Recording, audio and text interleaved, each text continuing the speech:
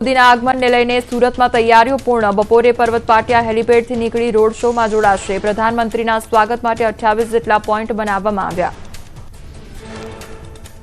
સંઘ પ્રદેશ દમણમાં પીએમના હસ્તે 2587 કરોડના વિકાસના કામોનું લોકાર્પણ અને ખાતમુહૂર્ત થશે। સેલવાસથી નમો હોસ્પિટલ અને મેડિકલ રિસર્ચ ઇન્સ્ટિટ્યૂટની પણ લેશે મુલાકાત। સાયલી ક્રિકેટ સ્ટેડિયમ નજીક સભા સંબોધશે।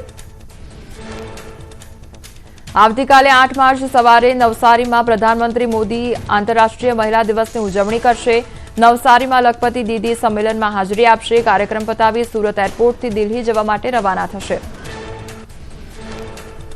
પ્રધાનમંત્રી નવસારી મુલાકાતની તૈયારીઓને આખરી ઓપ આપવામાં આવ્યો છે। જિલ્લાના વાસી બોરસી ગામે યોજાશે લખપતિ દીદી કાર્યક્રમ। કોઈ અગવડતા ન ઊભી થાય તે માટે રાખીને વહીવટીતંત્ર સતત ખડે પગે। આવતીકાલે આંતરરાષ્ટ્રીય મહિલા દિને ગુજરાતથી રચાશે ઇતિહાસ। લખપતિ દીદી કાર્યક્રમના સંચાલન માટે 3500થી વધુ મહિલા સુરક્ષા કર્મીઓ ખડે પગે। કાર્યક્રમમાં અંદાજિત 1.5 લાખથી વધુ મહિલાઓ હાજર રહેશે। બનાસકાંઠામાં આઈસીડીએસમાં શ્રેષ્ઠ કામગીરી કરવા બદલ જાગૃતિ મહેતાને એવોર્ડ એનાયત। જિલ્લા કક્ષાની પૌષ્ટિક વાનગીની સ્પર્ધા યોજાઈ। શ્રેષ્ઠ વાનગી બનાવનાર મહિલાઓને પુરસ્કૃત કરવામાં આવી।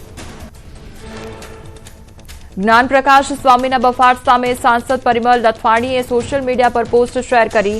નથવાણીએ લખ્યું, જલારામ બાપાનું અપમાન કરવાનો કોઈને અધિકાર નથી। પોતાના સંપ્રદાયને ઊંચો દેખાડવા બાપાને નીચા દેખાડવા પ્રયાસ થઈ રહ્યો છે।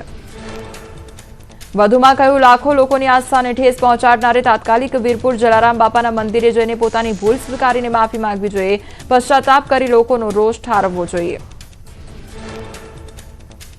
જલારામ બાપા પર કરેલી ટિપ્પણીને લઈ લોહાણા સમાજના અગ્રણીએ જ્ઞાન સ્વરૂપ સ્વામીને માપમાં રહેવાની આપી ચેતવણી। વીરપુર મંદિર આવીને માફી માંગે તેવી માંગ કરી।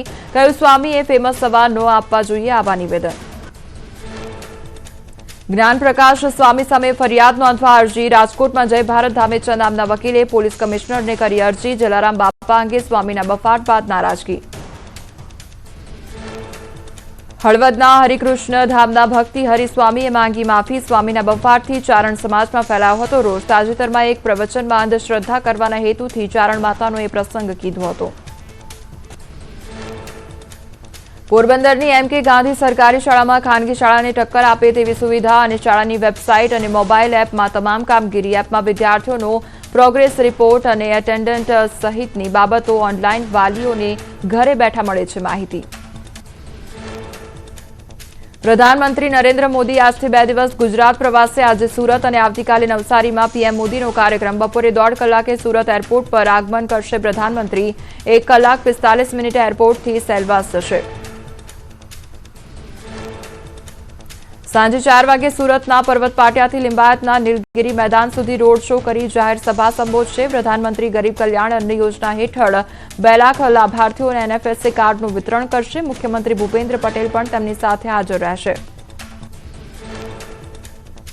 પીએમ મોદીના ગુજરાત પ્રવાસની સુરક્ષાની કમાન મહિલા ઓફિસરો સંભાળશે। ગૃહ રાજ્યમંત્રી હર્ષ સંઘવીએ આપી માહિતી। મહિલા પોલીસ અધિકારી બંદોબસ્ત પણ કરશે। નવસારીમાં લખપતિ દીદી કાર્યક્રમમાં 1.5 લાખ મહિલાઓ હાજર રહેશે।